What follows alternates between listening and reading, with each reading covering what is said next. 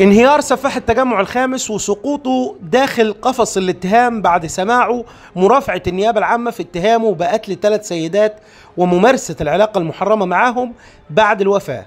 لو عايز تعرف الحكاية تابع معايا.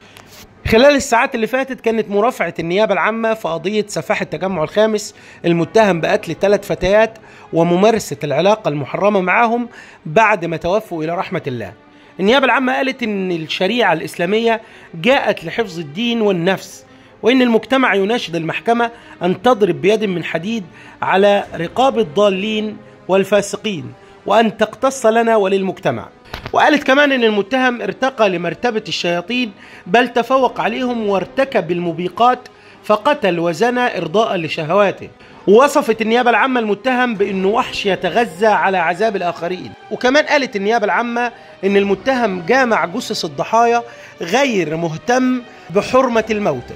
النيابة العامة قالت أن المتهم استدرج المجني عليها الثالثة علشان خاطر يمارس معها العلاقة المحرمة، وبعد ما انتهى من ممارسة العلاقة المحرمة وهي حية قرر أن هو يقتلها، وبعد ما تأكد أن هي توفت بدأ يمارس معها العلاقة الجنسية بعد الوفاة.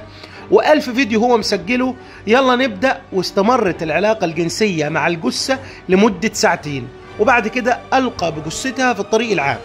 النيابة العامة في نهاية المرافعة قالت إن المتهم استباح كل المحرمات وخرق القوانين وقتل أناسا بلا ذنب وحق عليه العقاب. وكمان قال ممثل النيابة العامة إن هو بيستشعر أرواح الضحايا بتطوف داخل أرجاء المحكمة وعايزين حكم عادل على المتهم.